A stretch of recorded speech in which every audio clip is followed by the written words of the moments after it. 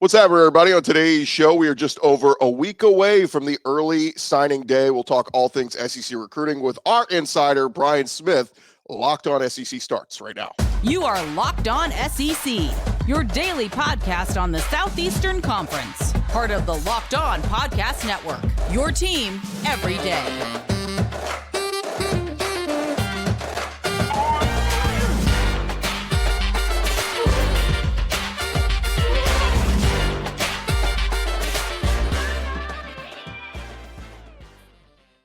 And what's happening, everybody? Welcome into Locked On SEC. It's great to have you guys along. Today's episode brought to you by LinkedIn Jobs. Go check out linkedin.com/LockedOnCollege. Post your job for free. Terms and conditions apply.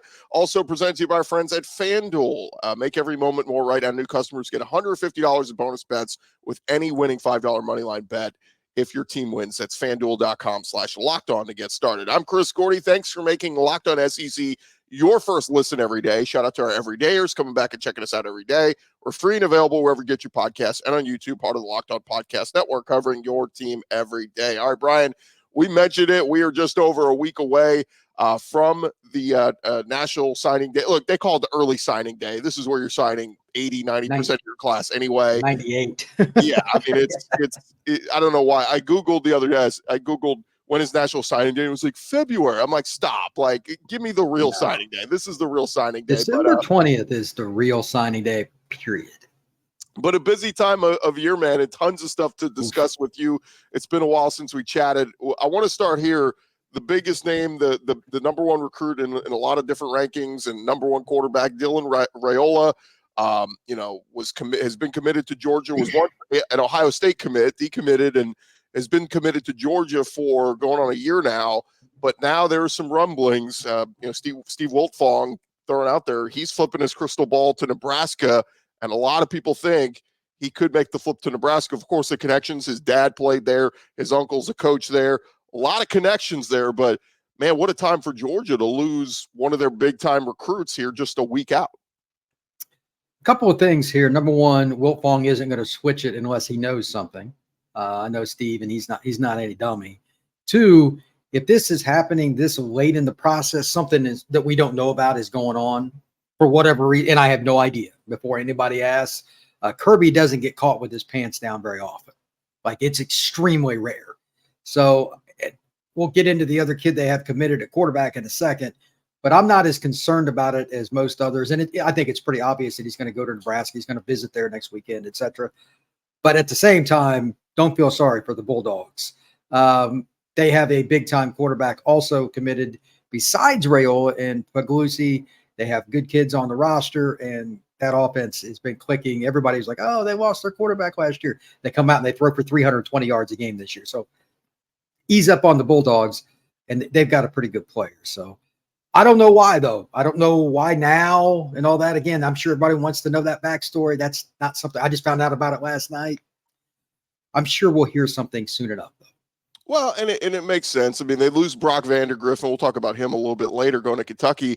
But you have Gunnar Stockton, and you have Carson Beck potentially coming back for another year. So, in this day and age, there is no 3-4 quarterbacks on your roster anymore. It's transfer portal, man. You got your starter, and you got your future starter, and that's it. Like, you don't have room to have 3-4 guys because they're all going to be looking for other opportunities. You might have another guy on there, but it's either a guy that's just looking to end up coaching, somebody who just got there is redshirting or something like that, but an actual viable option, yeah, you're 100%. The ones that have more than two are the exception, not the rule. The old rule was you had to have at least 4 quarterbacks on the roster and all that. Well, 1981 is over. Right. Those days, you know what I mean? Like, kids have zero patience. Some of the best kids I've ever been around that are quarterbacks, their families and all that, super great. They go to a school, big box school, Georgia, whatever. If they're not looking at a possibility of being the starter in year 2, they go.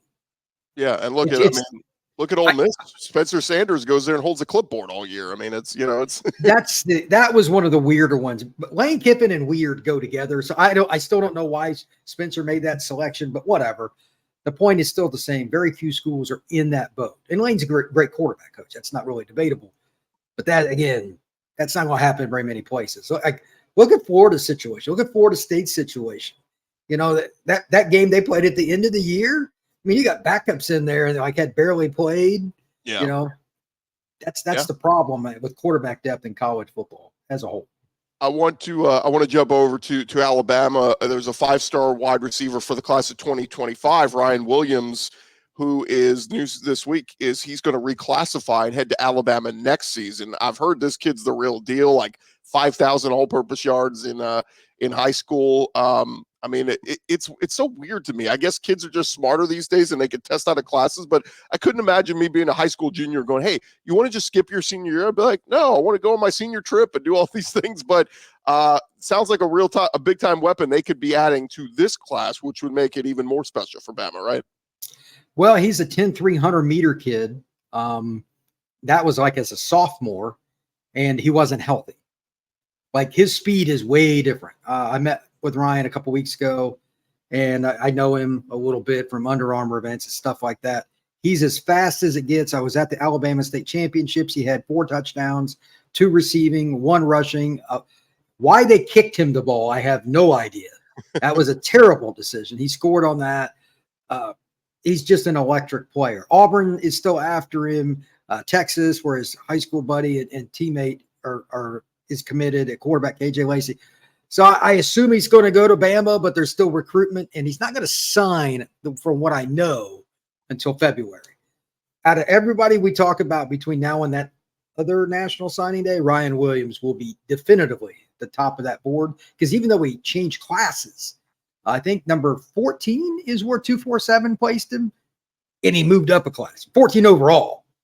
Like, he is a complete difference maker. He was Alabama State Player of the Year as a sophomore. That had never happened in that state before. What does that tell you? Yeah. So Jalen Milroe was looking at him going, hey, man, we didn't really have an alpha receiver this year. Come in. He could be their number 1 next year. How about Mississippi State? I love the hire of Jeff Lebby. I mean, I think this is catch a rising star. Like, he's had great offenses at Oklahoma, and he's just been such a good offensive mind. And Mississippi State, they're going to lose Will Rogers to the portal. As rumor that he could end up at Washington, go to, he's going to pull the Bo Nix route, go jump to the Pac-12, get out of the That's SEC. Right. But Michael Van Buren, 4-star quarterback in this upcoming class out of the Maryland area, was committed to Oregon, decommitted, and now he's going to Mississippi State. I mean, this guy sounds like, and they're bringing in Blake Shapen from Baylor, so it sounds like it's going to be Blake Shapen and Michael Van Buren. This guy sounds like a guy who fits Lebby's scheme. Do you know anything about Michael Van Buren, and could he be the starter next year, or will it probably be Blake Shapen next year for Jeff Lebby? I think Shapen will be the quarterback next year. He's a kid I'm writing about right now on Auburn Daily. He's a really good football player. Auburn and other schools would have done pretty good to get him, by the way. But anyway, Mississippi State's gain here is a guy that knows how to distribute, over 60% passer, started for a couple of years, only played 8 games, I believe, this past season, but he's a good player. He'll do well in Lebby's RPO-heavy system. Van Buren played at St. Francis, one of the best programs in the United States, out in Baltimore. Run-pass guy, not the biggest quarterback, but he fits kind of the Spencer Sanders mold in terms of his style of play. He'll make some really big plays with his feet in and out of the pocket, and he'll take off too. So I think Lebby wants somebody that's mobile long-term. I really think that's a good pickup with Van Buren. Yeah, and then he's got to, I mean, he's been on the job 2 weeks. You got to hit the ground running and start getting those quarterback commits if you're that offensive-minded coach. Florida is set to host their 5-star quarterback commit, DJ Lagway, one more time before signing day. And I just kind of wanted to get your vibe. I mean, with all the negativity around Billy Napier and the Gators and how they finished the season and all that, can they at least feel good about this class is going to finish top 5 and DJ Lagway is not going to get the wandering eye? He's going to be on campus and all that? No. Straight up, absolutely, unequivocally not. Texas A&M met with Lagway already. I'd heard there was some rumors about him looking around after the way their class has been collapsing, especially on the defensive side of the ball. There are a lot of concerns. They may not end up in the top 10, maybe not in the top 12. Amaris and a few of the other guys on the D-line, they already lost Javonte Waller, etc. There are problems in Gainesville. They might get some kids too, still. I mean, it's still Florida. That's one of the best jobs in college football. Great campus, tradition, the swamp, all that. But right now they are taking on water. So if they finish in the top 10, that would exceed my expectations. One more for you here this segment. Thoughts on A&M? I mean, Mike Elko comes in and, man, it's damage control from day one. Not just keeping the guys who are currently on the roster, but having to get this recruiting class in shape. And I get NIL promises made and all that kind of stuff, but like, how much work has Mike Elko had the last few weeks, and how much is ahead of him to solidify this class? If you're a big booster of A&M, put on your headphones and do not listen to the following. You will be angry, but it's still true. Their investment is not going to be short term. That money in that 22 class, that'll be juniors. A bunch of those are gutted and gone. And in particular, Walter Nolan, who I'm sure you've talked about on this show, he's in the portal. But the recruiting side is iffy too, because they've had 70 commitments that I know of. There could be others that aren't public yet from the 2024 class, which was a top 10 class at one point. That's tough. Part of it, you know what? Elko was at Duke. You know, he doesn't have the same relationship with some of these kids. It's going to be a couple of years. He's a really good coach, but it's going to be a couple of years, and they're going to lose some more kids. They're trying to get some of the guys like Lagway. How they finish this class is anybody's guess. New coaches on the staff, all the negativity around. Your guess is as good as mine, but that's another program taking on some water right now, my friend. We want to thank you guys for making Locked On SEC your first listen every day. Coming up next, we're going to talk about some of the quarterbacks all in the portal. It is craziness out there. We're going to talk about with Brian Smith here in just a sec.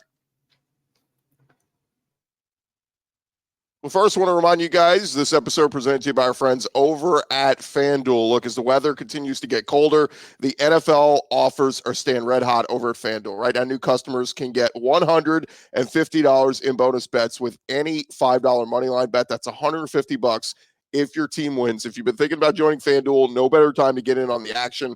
The app is super easy to use. Wide range of betting options up there, from spreads, player props, over-unders, all of it is there for you. And, of course, all the bowl action as well. For those college fans out there, you can get in on the bowl action and get your bets there. Visit FanDuel.com/lockedon and continue this NFL season with our friends at FanDuel. They are the official partner of the NFL. Again, that is FanDuel.com/lockedon. Sign up on your desktop, and then go download the app and get going today with FanDuel. All right, jumping back into it with our buddy Brian Smith, our recruiting insider here on Locked On. And Brian, we got to get to some of the latest on the transfer portal news when it comes to quarterbacks. It seems like that is the biggest, the biggest topic out there. I mean, tons of different guys, positions. There's DBs, there's receivers, and all this, but quarterbacks are what matter the most. And we just saw the Heisman ceremony, Brian. 3 quarterbacks up there who were all transfer portal guys: Jaden Daniels, Michael Penix, Bo Nix. So let's dive into it. I want to get your thoughts first on 2 of the guys that are coming to the SEC. Well, Brock Vandagriff was already at Georgia, but he's going to Kentucky, presumably going to be the starter there. How good can he be in year one? And then this week we saw Taylen Green from Boise State, just won WAC Conference Championship Player of the Year, going to Arkansas, a dual threat runner and passer. It looks like he fits Bobby Petrino's scheme really well. But what do you make of Taylen Green at Arkansas and Brock Vandagriff at Kentucky? Well, let's start with Vandagriff. He was a 5-star coming out of high school, Prince Avenue Christian, just right down the road from Athens. I know him, his dad. Great kid. He just never won the job at Georgia. He's only got 21 career passes as a dog.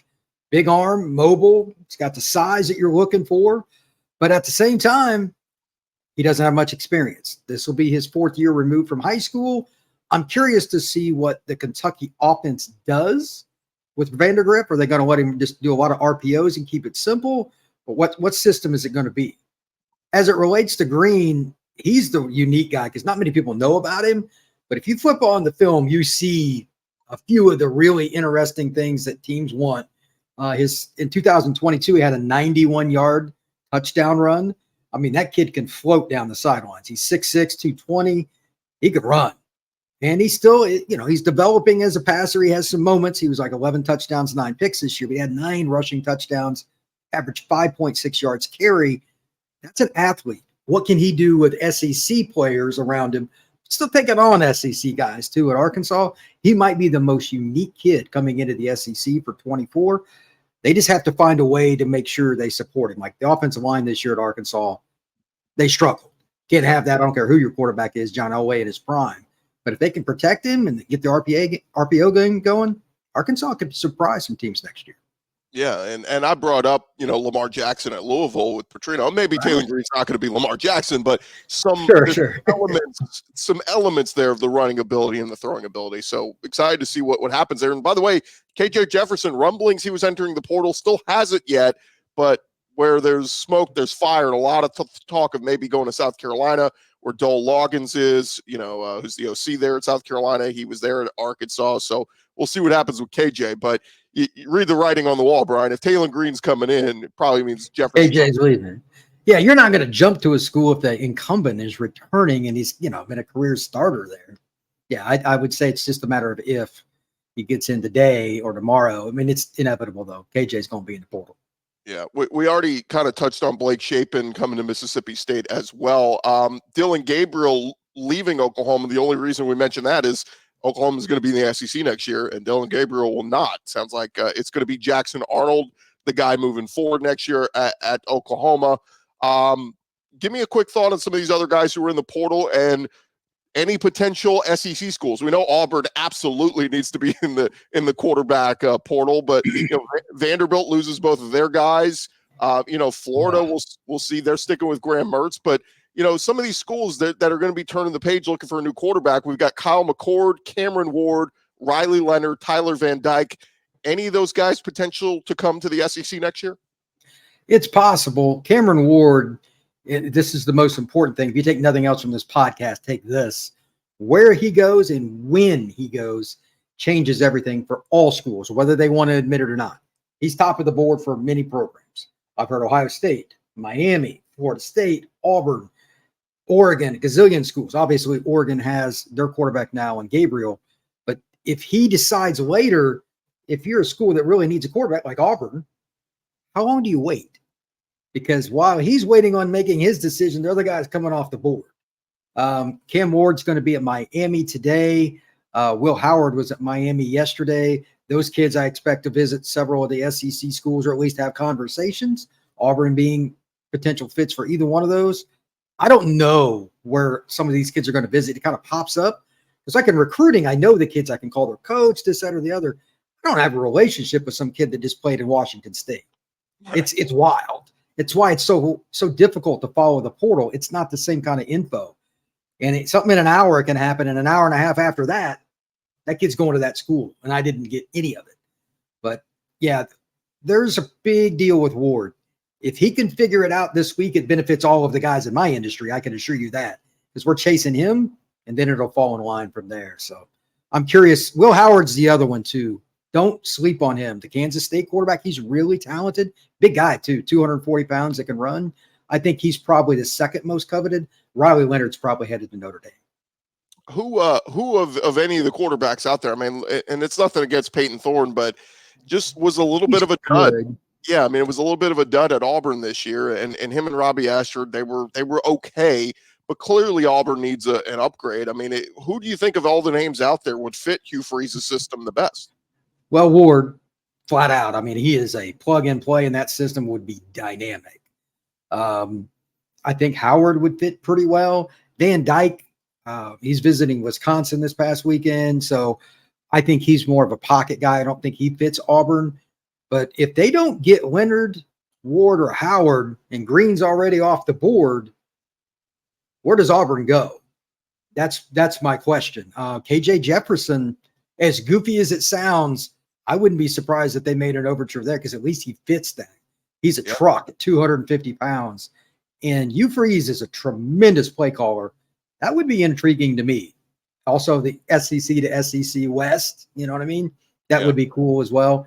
But they need a mobile quarterback. And I think Thorne's a solid player. I was at the Iron Bowl, definitely a gamer and a kid who can run, but he's not going to consistently beat Georgia, Alabama, LSU, schools like that.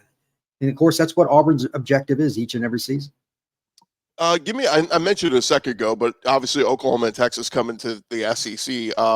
What do you know about Jackson Arnold? I've only seen him a couple times, mop-up duty basically this year, but how good can he be next year as the guy at Oklahoma? He has a tremendous upside. He was Elite 11 MVP by the people that run the event. Kid out of the Dallas area that was exposed to playing at a high level very early in his career. I don't think you're going to be in a situation you can do better with a sophomore than a guy like him because he's prepared for it. He's been around the Oklahoma-Texas rivalry his whole life. I think he's going to be pretty good. And he's another dual threat. But their problem, I think, is more depth. With them naming him, I assume it's kind of known. Are they going to be able to get anybody else? And he's a runner. If he gets banged up next year and they're playing in the SEC, that can go south pretty quick. I don't know what else they would have. But as far as him as a thrower, he can throw deep, short, whatever, run RPO. He fits that offense that they were running this past year with Gabriel very, very well. Curious to see if he's ready as a sophomore to take on an SEC schedule. That's not an easy task. And then one quick thought on Texas. I mean, Arch Manning is there waiting in the wings. It was so fun to see him get into what was it, the Texas Tech game where everybody went nuts because he got in there and threw some passes. But like Quinn Ewers, the reports are he may be coming back next year, and we'll see what happens. Maybe Texas wins the championship this year, and maybe Quinn Ewers says I'm done. But like, what is that dynamic next year with Arch supposedly wanting to be in contention for the starter job his second year in college? But if Ewers comes back, he's going to be holding a clipboard, right? Well, he'd be third team the big question is Murphy. Yeah. He's the guy that's technically the reserve, and he played when Quinn was banged up. Does Murphy go in the portal? That's a 6'6", 230, 240-pound kid that can move. I mean, Texas has, we were talking about earlier, you usually have just two guys. Their third guy is freaking a Manning. I mean, it's just, they are the exception of the exceptions. So I would assume Murphy would move on if Quinn came back. And if he did, I assume it would be in the spring portal. But, man, the desire to go after him would be through the roof. He'd have his option to go wherever he wanted. Murphy's from California, so I'd be curious if he'd stick in the SEC or what he would do. I don't know. I haven't heard any rumblings on Manning leaving yet. I know he got some pretty good NIL money going there. Sark's a quarterback coach, but at some point, you would assume that he would want to be the guy. Yeah, and look, the Mannings seem pretty like they had a plan all along. It feels like they'll stick this thing out, but man, you really want to set off fireworks and get clicks on your website. Have Arch Manning enter the portal and see what happens. Oh, my goodness. I can't even put that into perspective, what that would be like. All right, still more to come with Brian Smith. We are part of the Locked On Podcast Network covering your team every day. More recruiting talk here in just a sec. But first, this episode is presented to you by our friends over at LinkedIn Jobs. All of our recruiting episodes and talk presented by LinkedIn Jobs. And look, when you are hiring for your small business, you want to have as many top-tier candidates as possible to interview. And that's why you got to go check out LinkedIn Jobs. They have all the tools to help you find the right professionals for your team faster and for free. LinkedIn is not just another job board. They have a vast network of more than 1 billion professionals, which makes it the best place to hire. A lot of you guys are already on LinkedIn. Go put LinkedIn Jobs to work for you. Hiring is easy when you have that many quality candidates to choose from. 86% of small businesses get a qualified candidate within 24 hours of posting their jobs. Thankfully, with LinkedIn, this process is quick and easy. They even just launched a feature that helps you write job descriptions, making the process even easier and quicker. Go post your job for free at linkedin.com/lockedoncollege. That's linkedin.com/lockedoncollege. Go post your job for free. Terms and conditions apply. All right, continue on here with our buddy Brian Smith, our recruiting insider. And Brian, as we get into it again, the National Signing Day, early signing day coming up in just a week. And sounds like, some of these teams are putting together some really good classes. I want to start with Florida, like we kind of hit on already, but with DJ Lagway and some of these other guys. Give me a little bit on, Billy Napier trying to keep this thing together. If he keeps a lot of these guys on board, this could be one of the best Florida signing classes in years because, as we know, Dan Mullen, he didn't like to recruit. So this could be a really special class for Napier and company, right? It could, but his concern is getting the staff right. They've obviously had coaching changes or rumors about others. I can't even keep up with it. One of my buddies that covers Florida, a couple different ones actually, they're a little iffy on what's going on, and they're pretty deep into the program. That's the concern. When you have coaches not on the road, that's not helping recruiting, and it's also difficult to bring in kids when you don't have a position coach sometimes. I mean, they had a defensive lineman that Joey Slackman or something like that from the University of Pennsylvania. They didn't have a D-line coach at the time when he visited. That's hard. So that's one of the problems, like why they're losing defensive linemen, etc. This is an awkward spot. I really don't see how they're going to stay in the top 10 unless something changes here. There's another weekend to go. Maybe they bring in some other guys, but this might be a portal year for them, especially the spring edition, after they get their staff together and they say, okay, we want this scheme we're going to run, etc. Right now, their recruiting class is headed in the wrong direction. What's crazy is, Brian, I can't remember this point, and I've been keeping up with recruiting for many years, this point, this close to signing day, and I'm going through the 24/7 composite rankings, and so many kids have already picked their schools. Now, maybe this is the day and age of NIL that kids are just, but like I was going through, even in the top 100, there's only like 3 or 4 kids that aren't committed, so will we see more flips this year than we've seen in years past because so many kids have already made that verbal pledge to a school? I think that is a very good point and a great question, all in the same phrase. Here's why. I know there's a couple of kids, and I'm not going to get into specifics, but they're just looking for the NIL payout. They're willing to flip. Some of it's SEC involved, some other school or other conferences, but that's part of it. And there are a few players that are committed to other schools, like Jeremiah Smith is still looking at Florida. He's arguably the best player in the country. He's who I think is. He's the receiver from Chaminade Madonna in South Florida. But at the same time, I understand, like some of this money that's getting thrown around changes things. So, yeah, I would expect out of the top 50 kids, 5 to 8 of them will flip between now and signing day. And some of them will be kids I don't even expect. But with the NIL and everything, this is a new demographic. We're kind of guessing.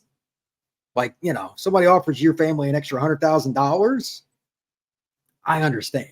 So, and then the coaching changes. A lot of these kids, I tell people this all the time. They don't like to hear it, but it's true.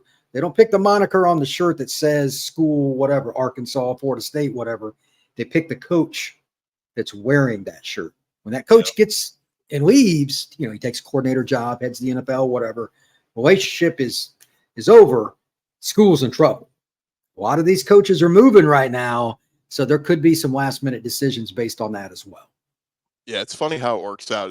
Somebody was telling me recently, it's like the 2 and the 3-star kids, they grow up, the team they grew up loving and wanting to play for, it's their dream. They don't care who the coach is. They don't care what the system is. The 4 and 5 stars, it's all about the NIL, who the coach is, what system are you running, can I play immediately? Like it's just a different dynamic 100%. For the higher stars than it is the lower stars. There's a couple of guys that are, undecided in the top 100 I was looking at, but it sounds like they have a pretty good idea of where they're leaning. I'll just run through a couple of them. Safety, Kobe Black, sounds like he's leaning Texas. Wide receiver, Courtney Crutchfield, leaning Mizzou. And safety, Xavier Mincy, leaning to Florida. You know anything about any of those guys, and does it sound like that's where they might all be ending up? Mincy's the kid that I know out of that group personally, and even though I know him, been to see him play many times, etc., I wouldn't put a nickel on where he's going because Florida fired the DB coach. Yeah. And that's the guy that I know face-to-face conversation, that was a major reason he was thinking about Florida. I mean, he's not announcing where he's going until the All-Star game in San Antonio in early January. But, I mean, I have no idea. I assume he's going to still sign on the 20th and keep it quiet. But, man, that's Miami's still after him. Alabama's still after him.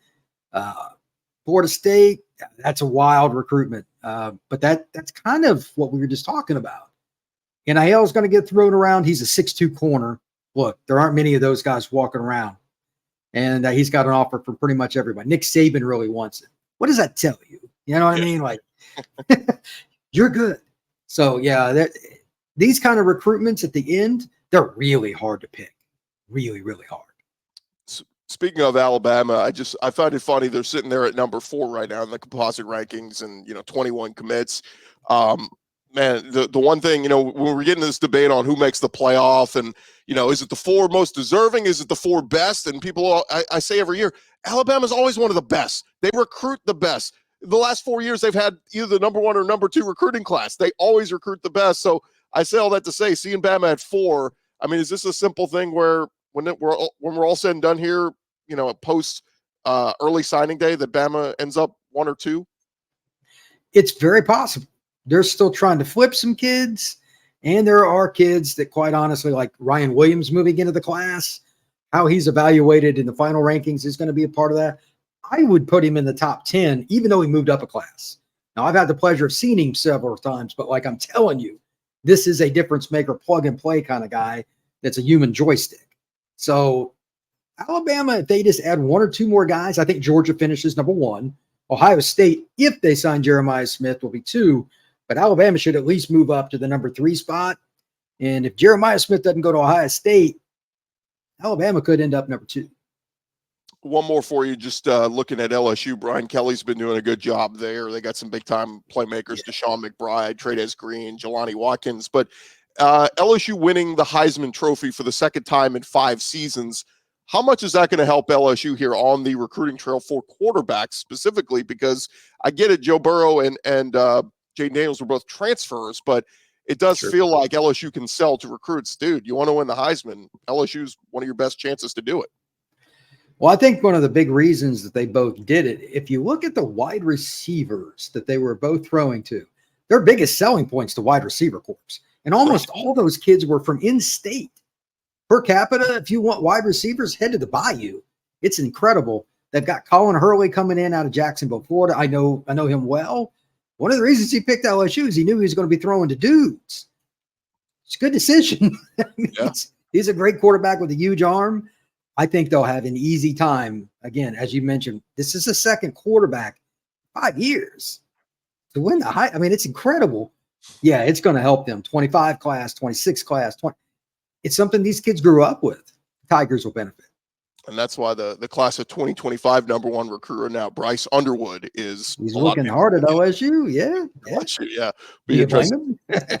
Be interested to see how that plays out. He is Brian Smith, our recruiting insider here on Locked On. Let everybody know where they can find your stuff, man. At FB Scout _Florida, all over the Locked On network. I've come on and do podcasts for just about anybody from Oregon to Miami, Ohio State to LSU, everybody across the country. It's a lot of fun. And right now, if you're not entertained with college football, just come on the Locked On network. You can pick any channel. There's something on the college networks. There's plenty of portal stuff. And of course, Chris has got you covered here on the SEC site. So it's great times. Brian, great stuff as always, man. We'll do it again real soon. Take care, buddy. All right, that's Brian Smith there of our recruiting insider here on Locked On. Appreciate him for jumping on with us. Thank you guys so much for making Locked On SEC your first listen every day. Shout out to our everydayers. Keep coming back and checking us out. We'll keep you up to date on all the latest SEC transfer portal news and recruiting. And for your second listen, go check out Locked On. They've launched the first ever national sports 24/7 streaming channel on YouTube. Locked On Sports Today here for you 24/7, covering the top sports stories of the day with our local experts of Locked On, plus our national shows covering every league. For your second listen, go to Locked On Sports Today on YouTube and subscribe to the first ever national sports 24/7 streaming channel. I'm Chris Gordy. This has been Locked On SEC. We'll talk to you guys tomorrow.